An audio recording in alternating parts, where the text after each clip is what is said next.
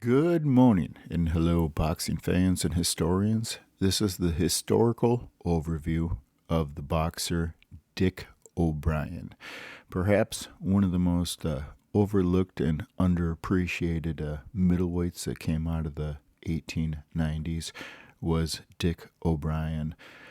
Far before there was a Philadelphia Jack O'Brien, there was another O'Brien, and his name was Dick the Bruiser. O'Brien comes from the mold of the rugged, less skilled fighters who relied upon grit and determination, completely fearless and always confident.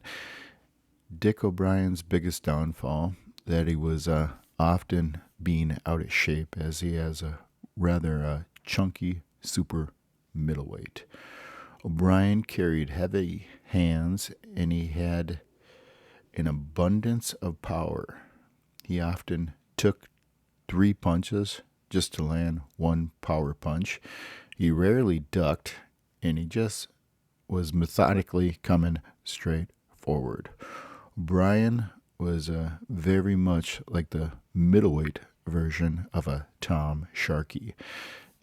Rather poor defense, but rugged, able to take a punch on the chin and come in right at the person. Actually, it's pretty similar to how James Jeffries fought. And Dick O'Brien is, like I said, the kind of reminds me of the middleweight version of Tom Sharkey, a stalker boxer trying to walk down his opponent and throw in haymakers. These were the real renegades of the early boxing age. Now, Dick O'Brien, many people probably don't even realize, but he came from a sports family. He was actually the younger brother of a professional baseball player. He played the infield, second base, Johnnie O'Brien. And the O'Brien family, they kind of wanted Dick O'Brien to actually go into a monastery and become like a priest. And he went to school for it briefly, and he decided it wasn't really cut out for him, and he just started leading a renegade life of saloons and bar fights and rugged lifestyle of hooligans, back in the day. And that was how Brian operated. So he came up, one of the most famous boxing classes is where he resides from. Dick O'Brien, the birth year of 1873. So he comes up with a bunch of famous boxers here of the 1873 class. Dick O'Brien, the Barbados Demon Joe Walcott, was also born in 1873. Matty Matthews, and of course Matty Matthews' rival, Rube Ferns. And also in 1873 was O'Brien's comparison, the sailor Tom Sharkey. He was also born in 1873. O'Brien was born in November of 1873, so he was towards the youngest of the heavyweights because he was born late in the year. So O'Brien came up with Jack Bonner. He was born just after him, and before him, the class was the Tommy O'Ryans and the Tommy West and Mysterious Billy Smith. So O'Brien runs into all 3 of those guys. They were actually 3 years older than O'Brien. So O'Brien, like I said, he came from a sports family, and even I think that he dropped out of the priest stuff at about like the age of 16. By 17, he was boxing, and he was having his first professional matches really shortly after. So he was discovered in a gym, and I'll talk about the story of the guy that found him. And he kind of just started going into the trade initially to make some money, and then he developed a lot of skill, so he became more of a boxer. But he was a very early career of a 17 years old boxing. And so much of these guys that he's taken on are either of his boxing year of 1873 or more skilled older fighters. And the great thing about Dick O'Brien was that he just literally sawed right through the toughest competition. He went, his first bout is Tommy West. Then he goes into the Barbados Demon Joe Walcott, into Mysterious Billy Smith, then into Charles Kid McCoy, twice more into Joe Walcott, into Dan Creedon, into Jack Bonner, into Tommy Ryan, into George Byers, into the future lightweight champion Jack Root, into heavyweight Sandy Ferguson, and into the heavyweight champion Marvin Hart. So he just saws right through the toughest competition. I mean, he's almost every fight he's facing there are Hall of Famer potentials. I mean, he is sawing right through the most difficult thing. That's what I'm saying. Dick O'Brien was very fearless. He was confident that he could knock out any of these people that he was facing, and he has a great deal of success. And I'm gonna read you a few different stories here of articles I like about O'Brien, and I'll put them in here. And I researched them pretty good, so there's some really interesting nuggets. And one of the fighters that he faced for the championship, Tommy Ryan, will actually just describe Dick O'Brien in his very own words. So it's nothing better than to hear the commentary of the fighter's profile from referees or fighters that were encountering them at the time, because that's like real-time accounts of how these people were viewed by people that were actually in the ring with them. So it's much more valuable. So we're going to go into that right here. I'm going to read you some stories. Okay, so this is going to give us a story of Dick O'Brien's background. This article. This is from 1924. Dick O'Brien was the brother of Johnnie O'Brien, a well-known professional baseball player who sprang up off the lots in Lewiston to be one of the most finished and graceful infielders that America ever produced. He was a handsome chap and was a hard hitter. He played second base on the local team, was drafted to Portland on the team that had Newman, Colondazer, Slatter, and others, all famous ball players in the league leaders of the New England League in 1886 or thereabout. Johnnie O'Brien afterwards went into one of the Western Leagues and thence to the New York Giants for a time. Dick O'Brien was his younger brother and fought because he liked it and against the will of his brother. He saw Johnnie O'Brien once go into a ring at City Hall and yank Dick out of the chair and take him fighting into some anteroom and sent him home. But not for long. The lad outgrew the control. He fought all of the time in small bouts in the old Lewiston Crib Club and was a winner. His success in other cities made him a figure in the prize ring. He was beaten by Kid McCoy in Boston. Here also the Barbados colored boy, whose name escapes the writer, but also was a phenomenon in this class, beat Dick in one round and one punch before the crowd had really settled itself into the seats. Dick O'Brien was backed by all of the money that Lewiston Sports could raise, and the fight put up a crimp in him from which he never fully recovered. He went downhill rapidly, took poor care of himself, and began to appear in pork and beans bouts here and there, and was beaten in Lewiston City Hall frequently and finally retired. Well, the end of that is a little bit harsh there for poor Dick. He wasn't having that bad of a career, but that's telling the background of his brother. Okay, now this article is telling the story of the renegade Dick O'Brien and how he's starts going into boxing and going against the wishes of his family. This is August 29th, 1895. Although it is not known to many still is the fact that Dick O'Brien, who was last night defeated by Joe Walcott at Boston, for a time studied for priesthood and came near receiving the orders. O'Brien's parents were very religious, and their dearest wish was that Dick would enter the church. As a boy, he was always a studious disposition.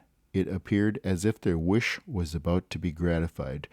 But after several years of hard work as a seminary, O'Brien eventually came to the conclusion that he was not cut out for a man of mere meek and lovely disposition.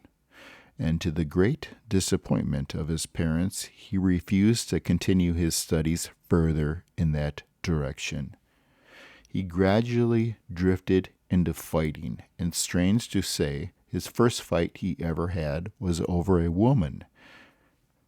But it was not a fight of his own making, as his opponents never forgot the thrashing they received from the young collegiate. O'Brien was one day called through one of the worst parts of the city when he was living in on business and was hearing the blood-curdling cries and yells. He ran in the direction of the sound. He saw two men and a young woman struggling, and rushing on them, he gave them one of the stinging blows, knocking him down and out.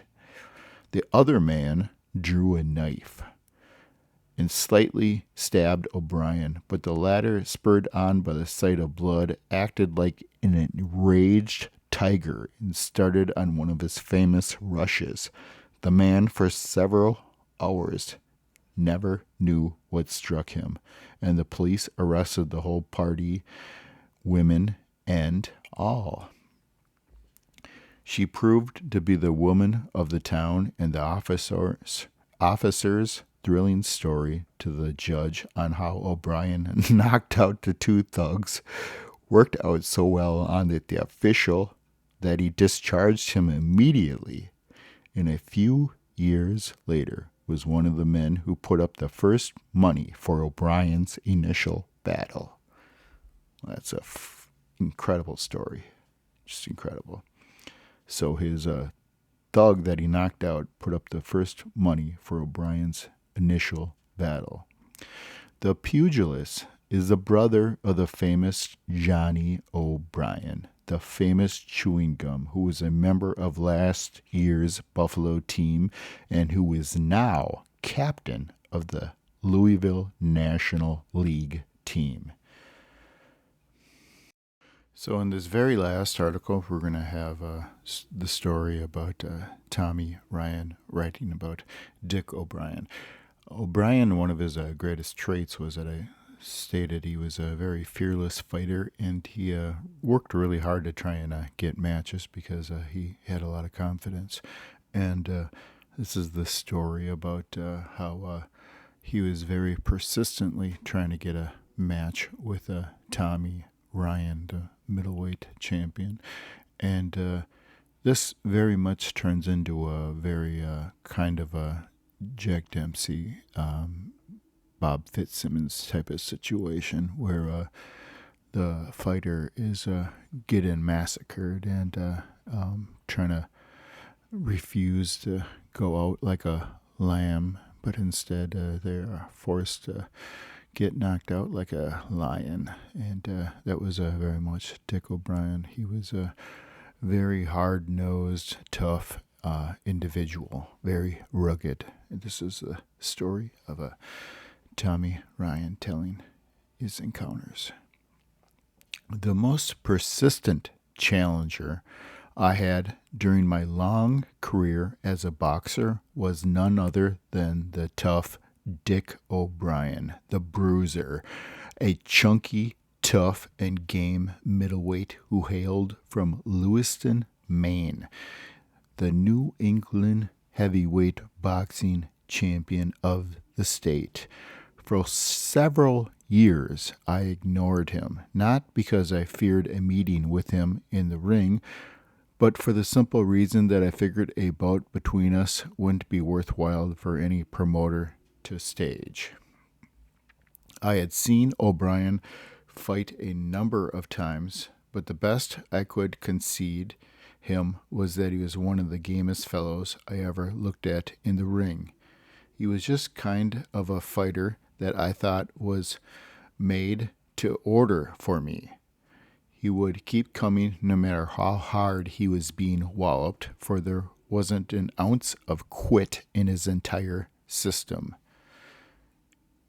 If you ever came across any old-time New York fight fans and asked them to name the fiercest fight they ever saw in the big city of New York, the chances are 10-1 they would say, that's a tough one. But it was either Peter Maher, Gus Rulin 20-round battle at the old Lenox AC Stadium, or the Dick O'Brien and Jimmy Handler 12-round fight at the Broadway AC. It's really a toss-up as to which fight was the fiercest. But both were battles that furnished real tests of gameness. O'Brien and Handler were similar types of fighters. They were strong and willing, always as ready to take a punch as to land one, and they were just what the boxing followers of today called crowd pleasers. Neither had a reputation of boxing skill. They depended upon bull-like rushes and roundhouse swings to accomplish their purpose in the ring. Their styles of fighting pleased a certain element that liked the gore aspect of the fistic entertainment. They wanted gore with their fights, and gore they often got with Dick O'Brien. For a long time, O'Brien kept pestering me for a bout, but I never gave him a tumble.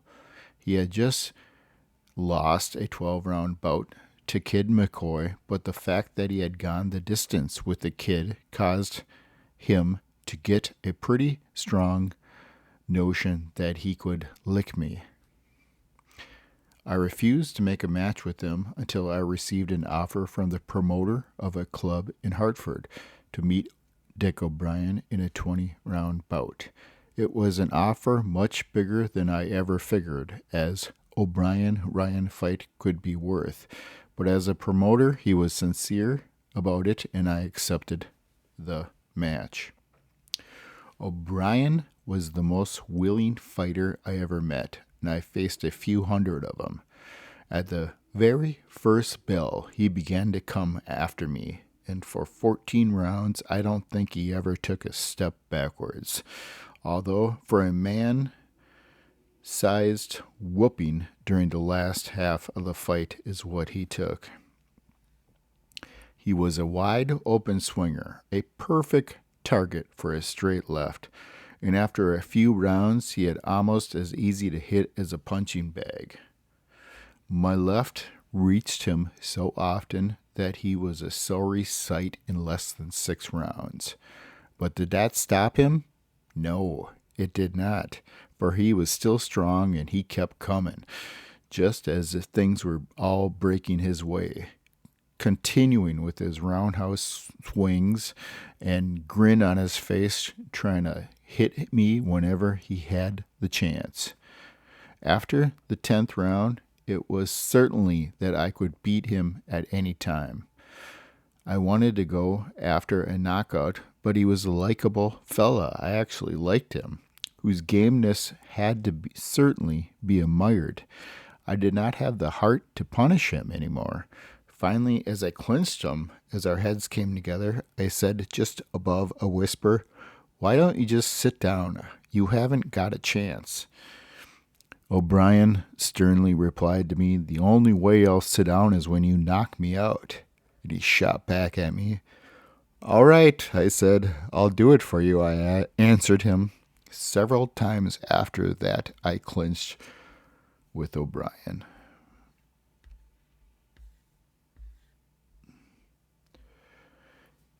I clinched with O'Brien again and begged him to quit, but he wouldn't stop. I thought the referee might interfere, but he eventually figured O'Brien was strong enough to go on, and he made no effort to halt the drubbing that Dick O'Brien was receiving. The most merciful thing for me to do in this situation was to end it with a knockout. So in the 14th round, I crossed my right to his chin, and O'Brien went down to stay. For some time later, in Kansas City, I was matched to fight Jimmy Handler, who had enraged the sensational New York battle with O'Brien. Handler, who beat O'Brien on that night, on that occasion, proved easier for me than Dick O'Brien ever had at Hartford.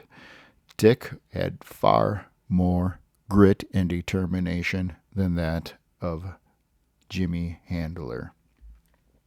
He was just a lumbering game fella, but I made up my mind that I would inflict so much punishment on him as I dealt out to O'Brien instead of muscling Handler up. I knocked him out in the 4th round. That was the same Jimmy Handler who started the boxing career on the auspicious Bob Fitzsimmons took him under his wing and predicted that someday he would be a champion. Fitz was a great fighter himself, but he could never make a real battler out of the great Jimmy Handler.